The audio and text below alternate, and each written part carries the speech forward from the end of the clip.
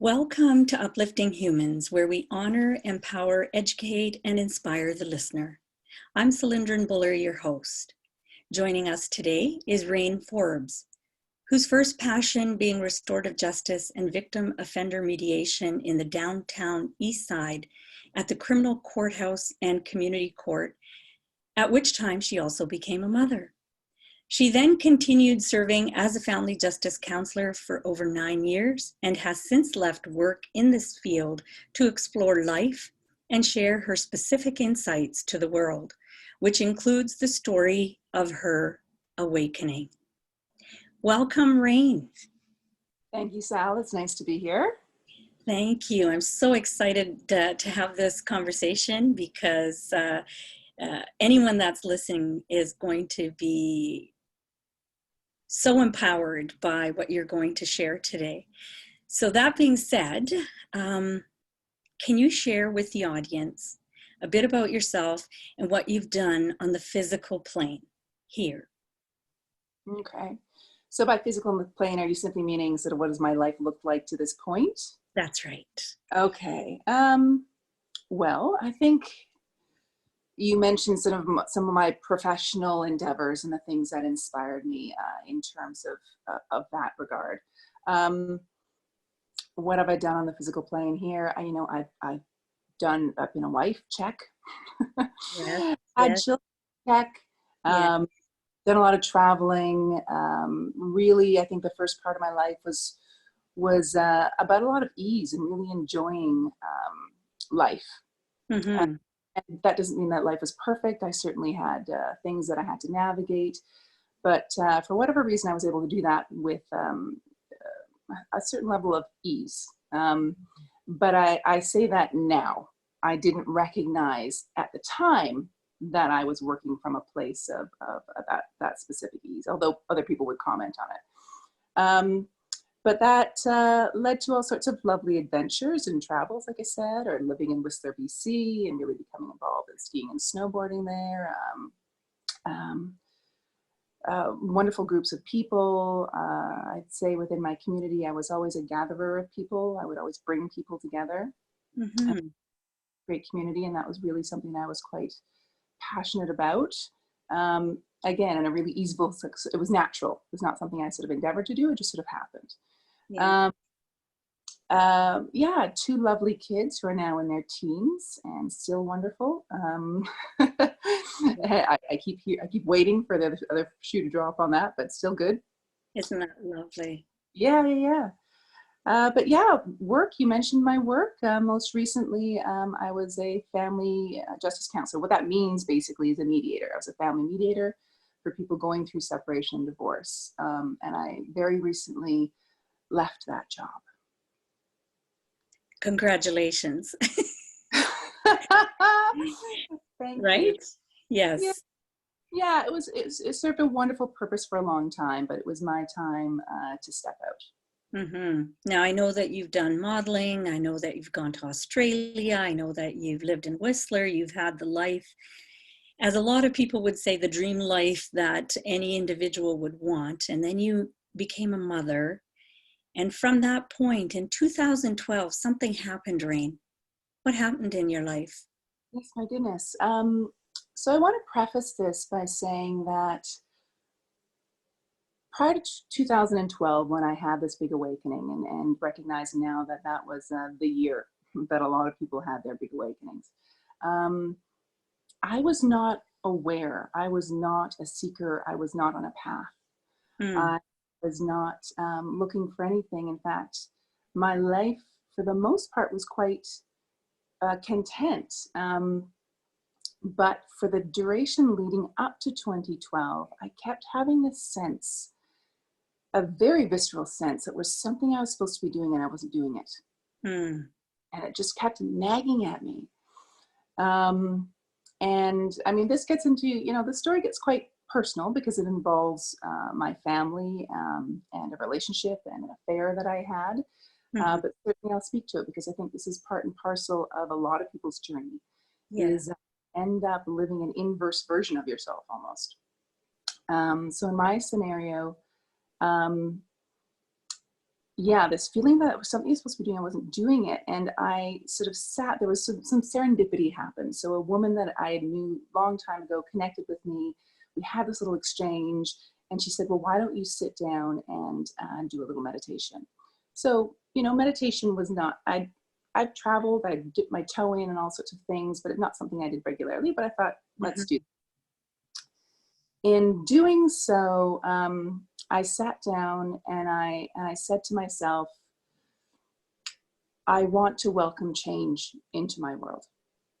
And I want support to be able to navigate that change, whatever that happens to look like.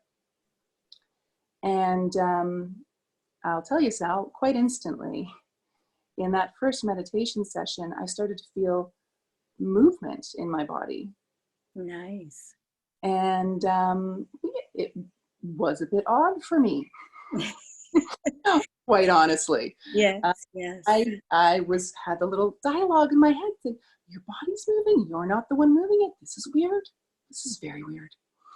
And that progressed quite rapidly. So the body was moving. I was able to now have some guidance, energies that I could feel, hear, see.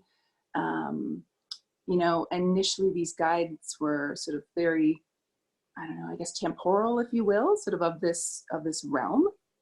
And but were lovely and sort of encouraged me to sort of keep going with what I was doing. I went through a phase where I was surrounded by entities, and there was some notion that maybe something to be concerned about. Oh, there they go. See the entities. I'm messing with them. And at that time, I think one of my strengths and weaknesses, but also my ignorance was really working for me, is that I've never been a very fearful person. Okay, I've never really operated from that paradigm. Right. So was faced with these sort of entities, I recognized very quickly that I simply had to not fear. That's right. And I was done with that phase, right? Nice. Now, things progressed very wildly, and I'd be curious, if your audience out there has any sort of can match this in terms of what I went through, because I certainly sought out or was serendipitously introduced to a lot of communities that I had to sort of keep moving on from, because I kept going at a place where they found community and comfort and knowing I had to keep going. That awakening experience involved all sorts of things. Astral travel was sort of the beginning of that, going through all my own karmic stuff that very quickly I surrendered into and dealt with. Are you able to share? Are you able to share? Now, some of the audience will not know. I know you mentioned entities, and so what happens is that some of the audience is going to sit there and say, what, you're talking aliens here? So if you can clarify in your words what you think that you're referring to, and then B, astral projection, because there's going to be some people that come from a belief system as in a religion, and so they're not quite open to just understanding that realm. So if you could just clarify, what entity is, and then the astral projection. Okay. I'm going to do my best. I'm going to circle back a little bit, because you brought up a good point there, that a lot of people with certain backgrounds or lack of backgrounds in this don't really know. I want to emphasize that was my starting point. I did not know. And so it was all coming to me in the moment. I had no reference points for any of these things. So by entities, I meant I became aware. I guess my senses were quite opened, right? I was busted wide open, and I became aware of energies that was always trying to sort of intercept my field, if you will. And they sort of wouldn't go away. They were sort of there, trying to communicate in some way that I didn't quite understand. I recognized that first sort of level was sort of set up as almost like an initiation. What does she do with this? And I passed it easily, meaning I didn't fear. I just kind of went, I get what this is. I don't fear you. I'm done. And And so, you didn't, sorry, Raine, and you didn't have a religion of any sort that you were following, correct? At no. this point? Yeah. So you were a free-spirited individual who was going on with life as per usual, and all of a sudden things started happening. And Yeah, in the happening, it was a knowing, a sensing, a feeling of something beyond your control or understanding. yeah. And I'll gotta point out here that this was, and I recognize this now, quite intentionally non-discrete, meaning this wasn't just something that was happening in my mind or something that I could sense. Literally, my body was being moved all over the place.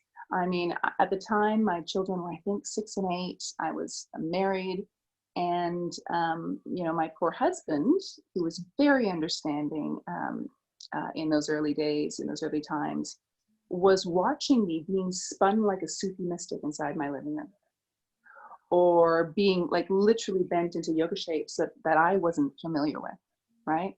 This was such a physical manifestation of the energies. There was very little separation from my physicality from the energies that were coming through.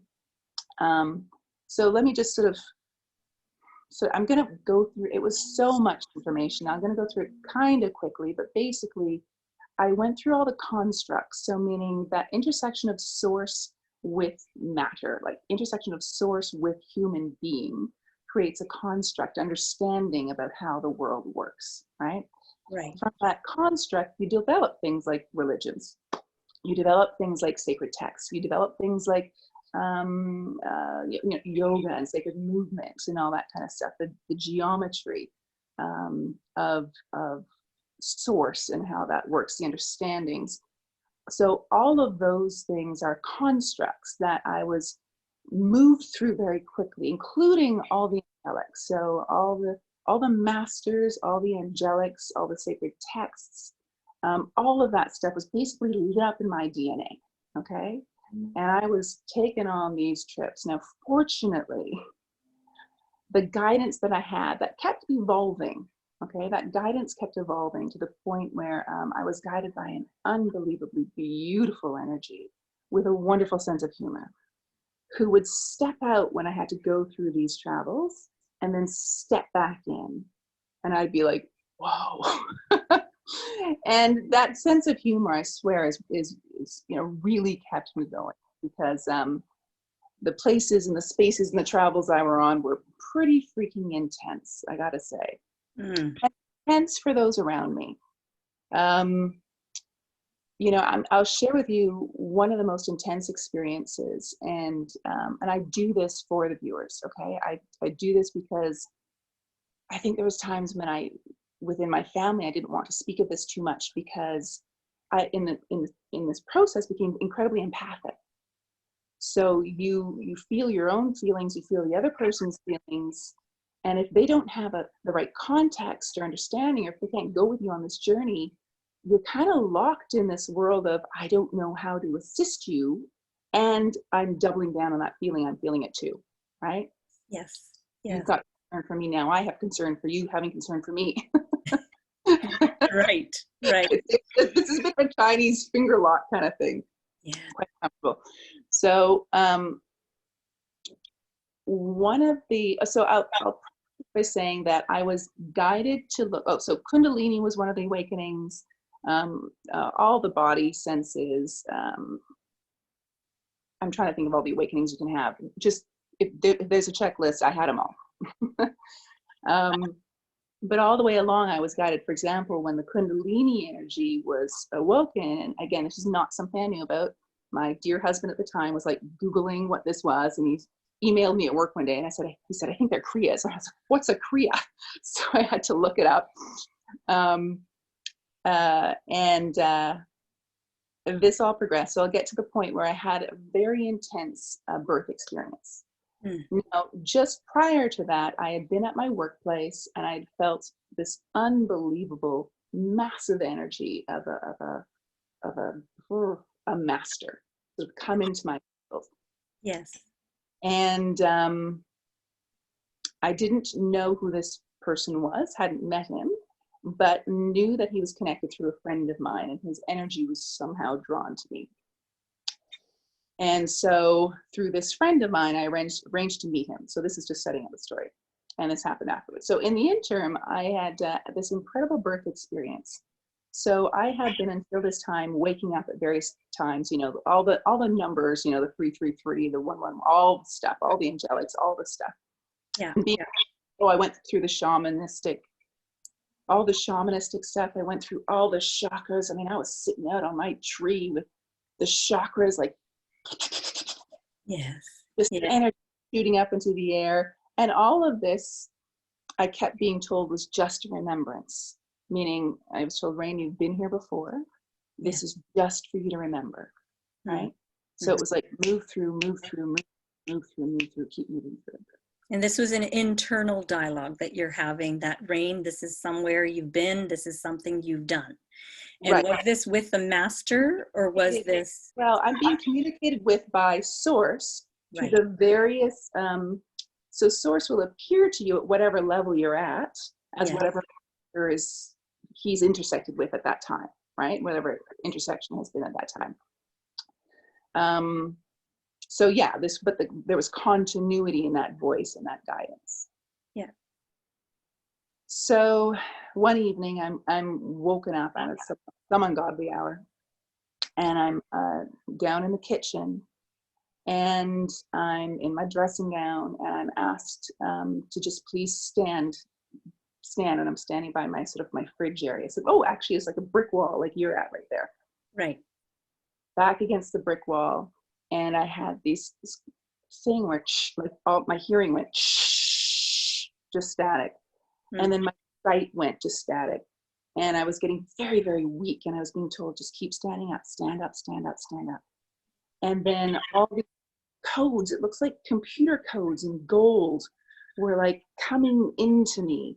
And Sal, you're nodding like, you know, like this is familiar to me. This was not familiar to me. I had no idea. No idea. Other than I'd been on this road for a number of months already and was used to really weird things happening.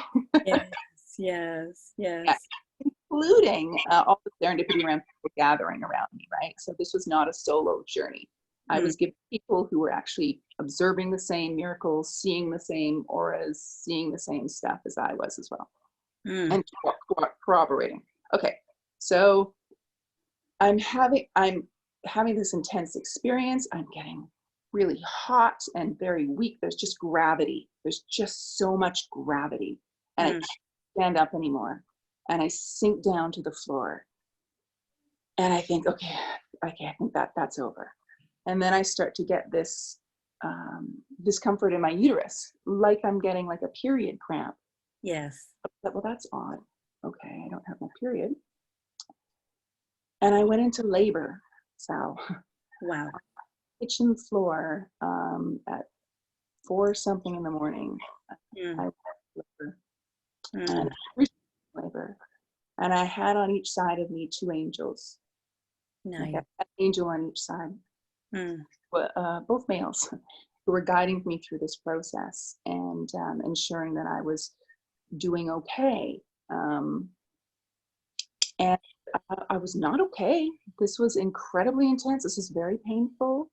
I had the cognition to sort of, say, okay, my children are just over there. My husband's up there. And I'm at the point where I'm screaming. Wow. Okay. With this. And I'm saying, okay, well, protect my family from this scene. Okay. Yes.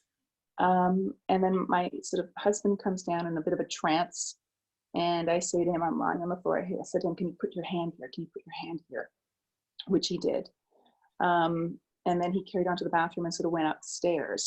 Like it was, that sort of whole notion of having protected from this scene was being honored. Okay. Nice. But what happened that day was I birthed my soul. And my understanding of that was that it went out into the universe. It actually enveloped itself around the earth. Nice. And I was shown that my resonance, sort of that thing that is me, is now joining others in that resonance that is around the earth.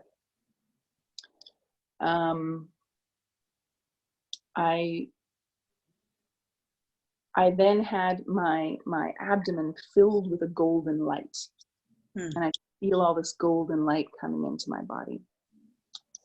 And the next phase was me kind of feeling very cold and huddling in my living room and until my little 6-year-old boy, Ty, came out to see, just because he woke up. And of course, from that point, your mom. Yes. Right? Yes, of course. And I think that's one of the important things about this phase and this time right now, and it's certainly a theme in those early years, is that this is not about retreating to mountaintops. These awakenings that are happening right now are happening in life. You're a mom, you're a dad, you're a worker, you're a postman, whatever, it doesn't matter. It's the embodiment is happening in life. That's right. It's not something that you attain to, or certainly you can, but one of the paths is recognizing that we've already attained. We've had past lives and now it's time, right? So having that experience, I think we then went out to like the East Side Culture Call or something. For those of you who aren't in Vancouver, that's a thing you do in Vancouver. Yes. Seeing art from various artisans. I think we went to the swimming pool. Like, it was really just sort of get back into my regular life. Be a mom, do these things right now. If I may interject, when your 6-year-old came down, did he question? Did he seem as though he understood? Did he even know that this had taken place? And secondly, what about your husband? When he did come around, when he did join you at some point in the day, was this ever brought up? Yeah, see, there was phase 2 of this thing, so I'll speak to that. When my son woke up, no, I mean, he saw me. I moved to the sofa, put the little electric fireplace on, or gas fireplace on, and he cuddled up with me. And this is quite personal. I'll share it, but he asked to see my wedding ring. Oh, wow. And I took it off. Right. And in handing it to him, I felt such a sense of relief. And I want to qualify that in case my lovely ex-husband watches this at some point, to say that, well, I'm sure that he would understand, but it was time. It was time to recognize that our relationship had done what it needed to do. We brought these 2 amazing children into the world, and we were holding a space between us that was so sustainable. Yeah. And one so eventually we did separate, yes. amicably. Yeah. But yeah, so that happened. I mentioned that big energy that I'd sensed come into my field. I did meet with him. He's a Muslim imam from Africa, lives in Vancouver, who was basically sort of called to Vancouver to do his work here.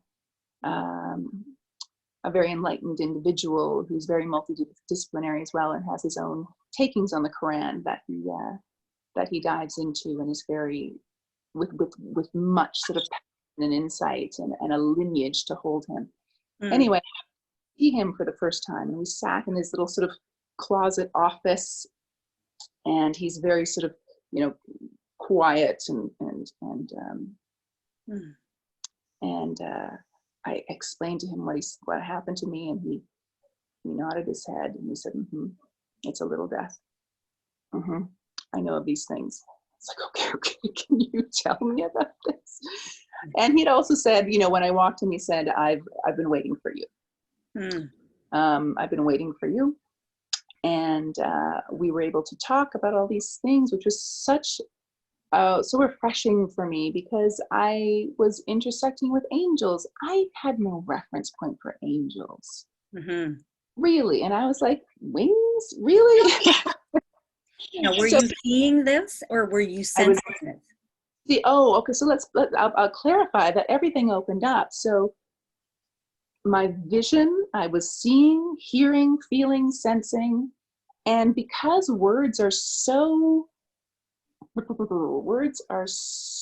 ineffective, I would describe that a lot of my knowing would come in like these complete packets where you just like everything is included in that, including not words, right? Where you just know. And it's a cellular thing. Everything in your body just knows, right? Yes. But yes, it was auditory. It was visual. I could hear the angels talking to me. I could hear other aspects, and I could see them very well, like holographic sort of images, right? Yes. And or it wasn't very well. It was just sort of a sense of a big energy, and I could feel that in my room, or anywhere. So I was very grateful to be introduced to this individual because he was able to validate this experience and help me know that I had this deep knowing that I was okay, but that's a difficult thing to navigate when your family has no point for this either. That's right. That's right. A very difficult and lonely place. Very lonely, incredibly lonely. Yes. Because I was able to recognize, like I can see I was still right here, but I could see the concern. I could see from an outside perspective that this looks crazy. Yeah. And yet I couldn't comfort them because I was in the midst of this thing. Of course. And that was another challenging piece for me. I had sort of had the impression, just for intersecting with different people, whether it was a Kundalini yoga person or whether it was another human guide or a human worker or whatever, that you should be able to control these experiences. That you should be able to exercise some boundaries and assert, when you wanted to sleep and when you wanted to be awake. When your body, my physical body, I was not able to not do the things. Just funny side story. I went to a yoga class and I was just like, I'm just going to do what the yoga instructor says. Just going to follow instructions. I'm going to do my darndest. I couldn't. My body was doing its own yoga. And at one point she came up to me and she said, if you've got your own practice, you may want to just do that, somewhere else. Of course, it's about them. instead of in the middle of my yoga class. And I had tried to stay at the back and tried to stay discreet and stuff, right? Yeah. And I said to her, but listen, I don't know what I'm doing. She said, you don't know what you're doing? I said, no. She said, you're doing Kundalini yoga. But I don't know what Kundalini yoga is. Yeah. At which point, oh, okay. And I had enough insight to direct me to, a woman who I could talk to on this sort of windy path. But I'll finish up around the birth experience. So that birth experience happened. I was filled up with this golden light, but really I was not my old self from that point on. I'm a conduit, right? And there's all sorts of amazing stuff that comes with that, and there's all sorts of challenges as well. And responsibility, right? And huge amounts of responsibility, yeah. Yes. So then I was told by the imam that I was going to have a second birth experience the next night. Oh, wow. You can imagine. Really? Oh, I'll prepare. Great. But he encouraged me this time. He said, make yourself a hot bath, put some salts in it, put some candles on. And it was still an intense experience. It was a much nicer experience, only I think it was a day later. Honestly, at this point in time, I still don't have the context for what that second one was about. I'm just going to So, that sort of sets the stage. Like I said, challenging for the family. There's a bit of a family history around this sort of thing. My mother's grandmother Mm.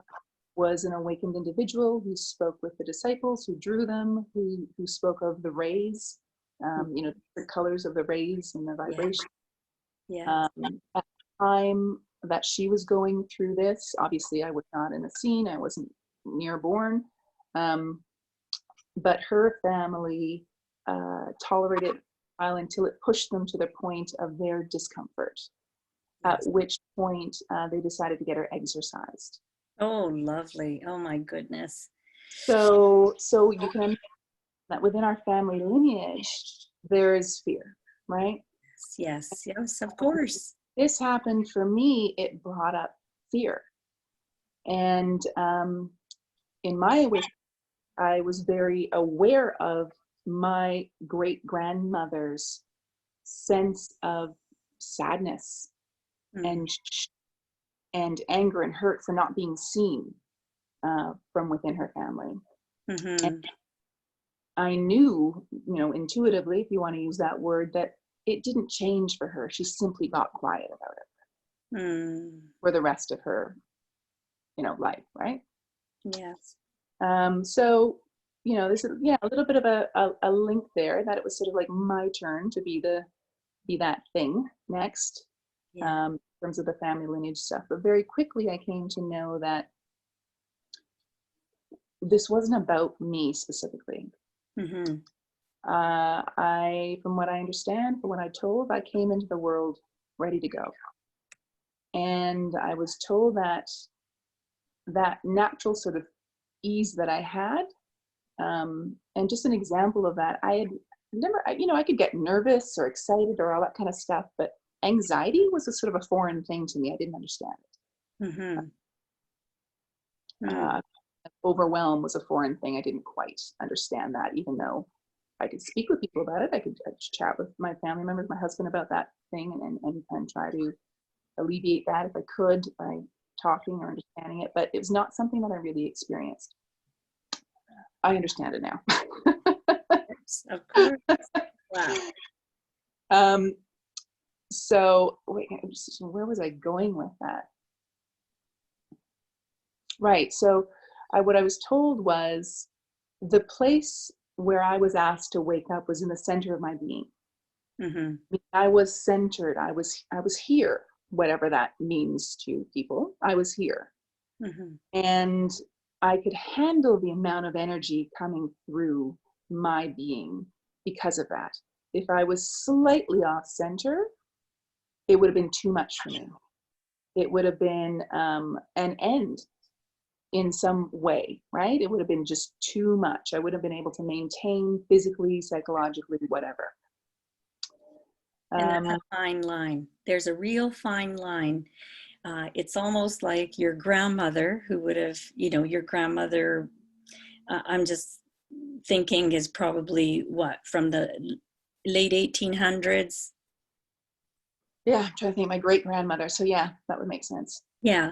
And so think about that time frame and how you would not, it would not be in your best interest to share any of this, because obviously, yes, you're possessed. And there's going to be this huge population base which is totally into religion. And of course, the evil has now penetrated our family, our home, and how do we get rid of this? So very quickly, you decide that there are some things that you just keep to yourself. Now, going back, Raine, explaining what your body was doing, and whether it was gyrating, moving, going into different yoga postures.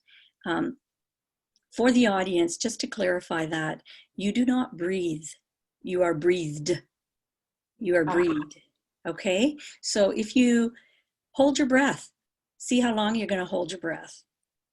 You don't consciously think about breathing. It happens. You're breathed. And so what you were experiencing was beyond just being breathed.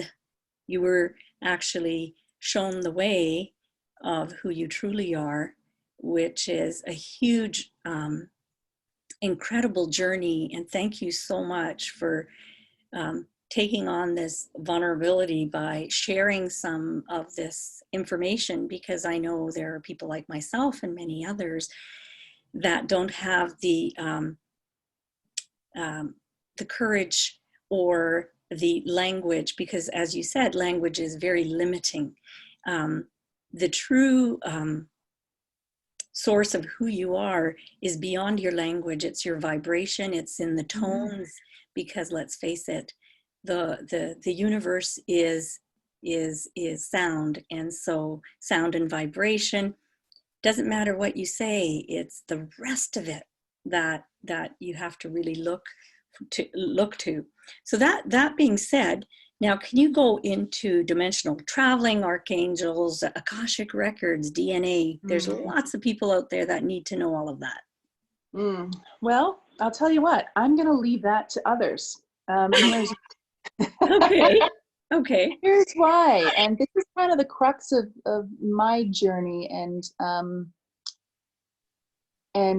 one of the real challenges of it is that, I mentioned to you all those constructs, the Akashic records, all the texts, all the religious texts.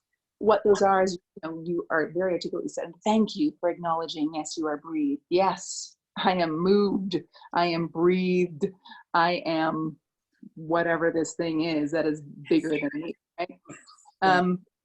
So I was actually asked not to hang out with any of those modalities or constructs. Like I said, this for me was a remembrance, and it was a movement through. Yes. And the work was to be on the collective scale. Yeah. And because the collective is moving into the unknown, I was intentionally steered away from everything that was known. Right. Because you're becoming the collective conscious, the conscious collective, right? Yeah. Totally get it. Okay, I'm glad you do. Basically, this body turned into a litmus test. Yes. And I want, all along here, I'm going to say, if that sounds glamorous, it's not. It's really not. This world is going through a lot of change right now, and my body feels that intensely all the time from the collective field. So what happened was, while, I have a tremendous amount of regard and respect for all of the modalities that have come to be, all of the intersections of spirit, of source and humanity that have brought to light in form, in books and writing, all of the wisdom thus far is incredible. It's part of our evolutionary passage, right? It's also based on a specific construct, which is heavily rooted in that masculine God energy. And that masculine God energy really adheres to hierarchies, structures, the constructs that bring things to light. And with good reason. We needed to grow ourselves. We needed to grow ourselves and be beings that could eventually hold all of this information and this knowledge. The structure of the DNA is an incredible vehicle for sharing information across time through generations. And we're all imbued with that in our body. We are living libraries, a testament to all that's come before us. So my body is in honor of that. At the same time, if we're going to be something beyond what we are now, we can't keep looking back at the old library and referencing history. Right. So my experience was constantly about having no concept, not being able to rely on my own cognition, my own thoughts about my current world or anything. I was led through, and I'm not really sure how to describe this, but energetic potentials, if you will. I was led through all the potentials of where we were currently at, and seeded basically those places. I learned that source works in 360 degrees, all potentials. So I started to understand how the world was going to look a little crazy. And we're kind of here. The world is looking a little crazy. Yes. Meaning that all potentials, as all these energies infiltrate the world, this energy of source embodiment. I mean, we are all an embodiment process right now. Right. And so based on our genetic framework, our geometry, are expressing that intensely. And that may look good or it may not look good. But it's all for good reason, because from that full expression, I understood that source doesn't negate anything before it's had its full expression. Right. So my sense is that now we're in full expression mode. Everything is full expression. Yes. Only once that has happened may source then decide what is representative and sustainable and good for the future. Right. Right. Yeah, that's that's a huge, incredible way of summing everything up, because you have many different masters that are here on the planet at this time. Absolutely. There are so many incredible children that are sitting at different, in different areas of the planet that are actually here to help, here to assist. And, and you having to go through what you had gone through, you're going through it, not just for yourself, you're going through it for everyone.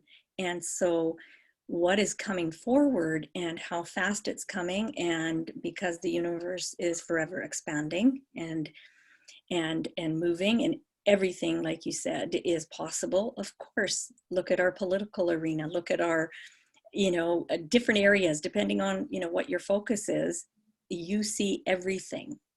The whole spectrum is out there. Now, I know that if anyone's going to be able to kind of put it into words, and I know words are very limited, but you're passionate about sharing and speaking on the present version of yourself and a version that you left behind that needs to be valued moving forward. Can you share your insights on that with us? So I think where that's going to take me that's more in reference to the collective humanity. Okay. We have attained to, where's my texts? We have, a part of our evolutionary process is to ascend over time, right? Yes. Part of our evolutionary process is to attain to be better than we were. Yes. And so we've had great masters in history, and you're right, they're all here now.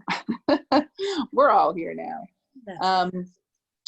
We've had great masters in history who have held the vibration of when it culminates into something, they hold that vibration. That vibration becomes something that's available then to the populace as a resonance that people can feel if they sit in meditation, etc. It's now becoming more and more available, just like freaking Wi-Fi. For a lot of people who are sensitive anyway. Yes. So on the collective sense, what happens is we're evolving, but we also still have our back end. So we never really left the back end. It's still there.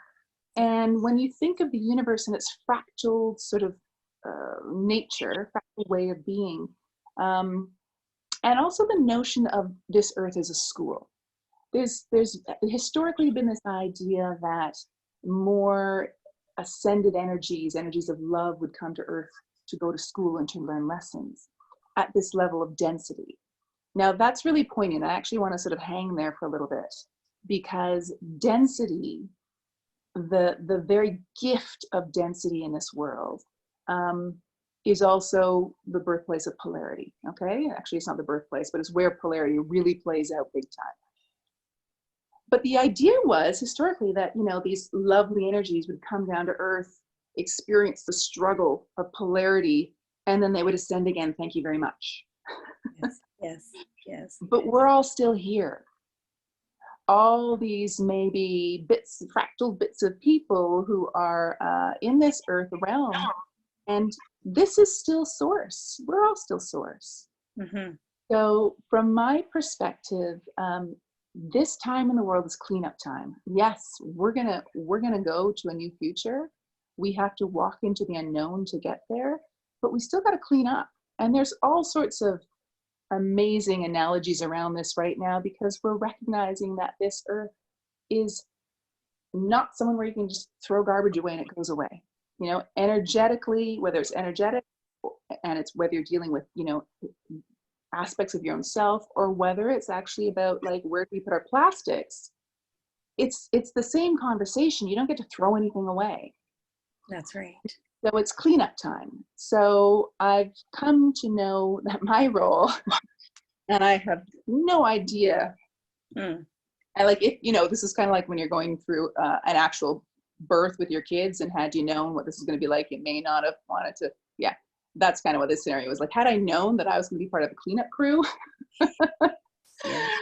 I'm not sure that I would have gone for this one. But I'm part of the cleanup crew, which means that I have to slip down through all the constructs, and I have to be here in the world.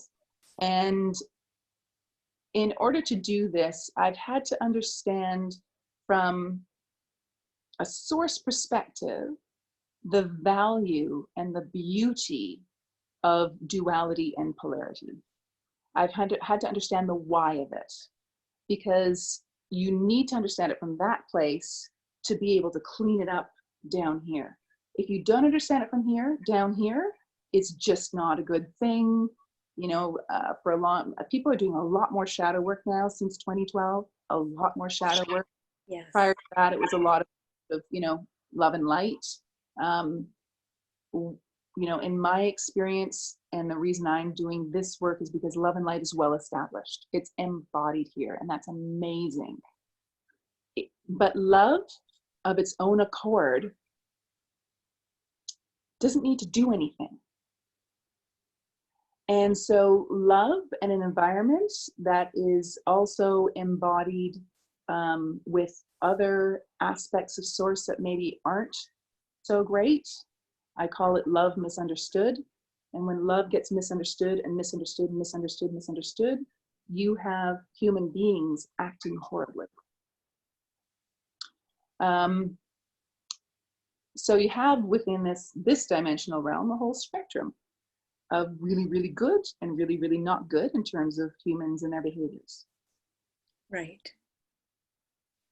You know, in my journey and experiences, the vibrations of the really, really good and the really, really not good are actually kind of the same thing.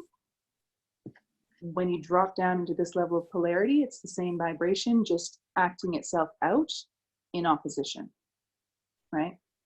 Ultimately, what's sustainable is the middle. Right, right. And so because we're in 2020 and a lot of people are talking about shadow work, talking about the polarities, talking about the collective conscious, the divine female versus the divine male.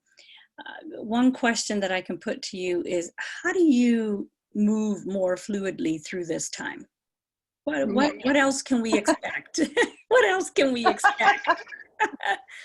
So, okay, well, let me, you know, again, for me, is there a way of moving fluidly through this? I have a hard time with prescribing anything because we're all doing what we are. And because there are so many masters embodying this earth right now, because it's so condensed, because all of the belief systems are right here, there's very little room to navigate fluidly. You're having to adjust to whatever's coming into your field. Now, I'm saying this from my perspective. There's certainly people that I know who have found these like wonderful sort of spaces to be in. But for the most part, I've witnessed people really in a lot of turbulence. And a lot of spiritual communities really having to let go a lot of their ideas about how their spiritual practice was going to work and where it was going to take them. A lot of belief systems are crumbling. As is the political arena, as is the financial world, as is the school systems, as is, we can keep going, right? Yeah. Yeah. But what I'll do is maybe double back to the idea of polarity and the way that I see that. Just because it's one of the ways that I can understand my work, and I don't say do my work because I'm not the one doing it. I am, a conduit basically. Yeah. So in my remembrance, and I'm taken back through consciousness. So you can travel back through consciousness, and I've been taken back through consciousness, and a story has been shared with me. A story from Source has been shared with me, I'm going to say a story from Spirit has been shared with me about Source. Let's go with that. Mm-hmm. That, that original consciousness that is love wanted to know itself. Because when you are one, there's nothing else to perceive you. And so it's split, right? And that first split is the beginning of duality. Right? And from that, it splits and splits and splits. So this is love wanting to know itself, which means that now you have love as attributes. So descriptors of love. But every descriptor of love, specifically when you drop down into our density, has an opposite. So if being love means loyalty to you, then there's also disloyalty, right? And these are not intended as punishments. It's simply a way of understanding oneself, because you can't have, for example, how do you know what trust is if there isn't a lack of trust to know it by? And so we've come to this is quite an honor to be able to be embodied in the world and have experience that is colorful and interesting and marked by difference. And the reason we can have that is because we've had to travel through polarity. We've had to know what is not love. We've had to know what is not trust. And we've had to know these things in the extreme as well. But when it's not in the extreme, my God, is it beautiful. My God, is it beautiful to be able to be embodied and to know you, Sal, as different from me, right? 100%, 100%. And one of the things that I think that is really, really important to share at this time also is, if you're looking at something which doesn't seem right to you, or you're questioning it because you're seeing the shadow, by you putting the light on it and going beyond what you see, beyond what your mind is telling you, you have the ability to see it as one. Only when you go beyond what you're thinking it to be, seeing it as is, or hearing what you're hearing, if you go beyond that lies the full oneness of whatever that is. So the duality does serve a purpose, and it isn't a negative, just like the shadows are not negative, and that no one is 100% divine male or divine female. It is oneness. So that's a beautiful place to be. And the only way you get to see that, is when you take yourself out of the picture. Take yourself out. Look at the complete whole, and you'll see, and you'll sense, and you'll feel beyond what you see. Right? Spoken like a woman who's been there. So it's a beautiful conversation. What can I say, right? Now, do you feel that we're living in a very unique time? And if so, how do we dance with this? What are some tools that you can give to someone that's listening at, And I know yours came all in one big truck that backed up and said, here you go, Raine. But Okay, well, so tools, just any simple well, tools. tools, if I had them, I would use them. I'm on this ride, right? One we discussed was step out of it, take yourself out of it. That's a great place, right? Yeah, I think for me, yes. So I definitely stepped out. I was shown a motivation from a certain perspective about where we were going to and why. Um, and basically, sort of, by the way, it's all the same themes. It's about being sustainable as we go forward as humanity. I was just sort of circling back to what I was saying. To be pure love in this environment is beautiful, but if all of us, not all of us, unity is unsustainable on its own as well, right? So you need, in this density, to basically be a mutt. We need to be a mixture of all that we are, and be sustainable and be decent. Yes, yes. So unfortunately, we're in a world where if a person who is pure love comes up against a person who is exhibiting very unattractive source attributes, and I say source attributes, I think maybe some people will have a hard time with that if they don't recognize source's all potential. And I sort of do want to back up. Like there's a place in my understanding where source says that does not represent me. So if a pure love being who's empathic and lovely bump ups against a person who is not that, and that pure love being says, listen, I love you and I empathize with you and I can feel you and I see you, and that other person, wants your wallet and has a gun, love doesn't win in that scenario. And that's kind of a harsh statement to make, but love doesn't win.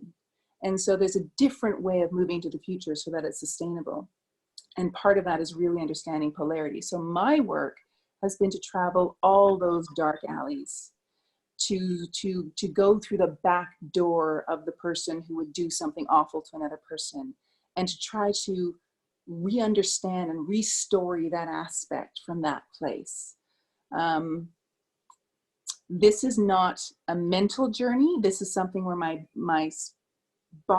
being is taken to, and I'm in a whole lot of discomfort generally because I don't understand the place. Right. But because I have a certain geometry to my being, it sort of always finds its way back. Like, irregardless, as you said, irregardless of my head and my current thoughts and whatever, my body's greater intelligence and its connection to this greater system finds its way back. And so it's like basically taking all those shards, those fractalized bits of source that are lost in people who are lost, and kind of finding a way to put that back together, to restory it. Yes. Yeah. So it's a lot of what I've done is working from the back, working from the background, working from the shadow forward. And I can say that I'm so grateful to those who are holding the love and the light and holding it beautifully. And also a huge nod out to me, to people in this world who are just being people and who are sustainable and good. I don't hold to a belief that everyone needs to wake up. I see it as very functional, that some are awake and some are not. When you take the analogy of the body of God, say your own body, Sal, yes. Do you want to be aware of your fingernails growing? Do you want to be aware of your digestive system at work? I mean, I like the notion that within our massive collective, there needs to be, based on polarity, those of us who are awakening and those of us who are not, right? There needs to be that dance. And I eschew the notion that if you're not awake, I need to make you awake. Oh, 100%. And there it comes. There's the free will and choice right? Right. Yeah. Free will and choice. You cannot step over bounds. What you have and what you feel is so sacred and so precious and so beautiful. Yes, you do. Of course, it's in your nature to want to share that. It's in your nature to say, hey, I want you to feel and see and sense everything that I have. But at the same time, you're stepping over bounds because everyone has free will and choice, right? Yeah, exactly. And also, I think maybe I'll swap out the word awake for just being. Um, quite honestly, I crave to just be again. For me, that means that I've done my job. And the energy of pulled apart, Yeah. that energy being pulled apart energetically, that's where the magic happens. I mean, that's where you have all the abilities and the intuitions and the clairvoyance and blah, blah, blah, blah, blah, but which is an interesting interim state. But my personal reference point is here. When I'm here, it means I've done my work. And that may not look awake, but I hope to hell at the end of this, what it looks like is a good life. And that is exactly what we're all working towards. Right? Yeah. Well, we're coming close to the end here. I know that you had said that you're a gatherer of people and have formed community wherever you've gone. Would you like to share something in regards to that? I would. I'd say that after 2012, that actually became a very difficult feat. Mm. I had to see people. It was almost like Noah's Ark. It was literally, I'd see people in singles or in pairs. Wow. It became difficult to gather people together because my work was always in themes, Mm-hmm. right? Mm-hmm. So pulling together different themes didn't always work. Right.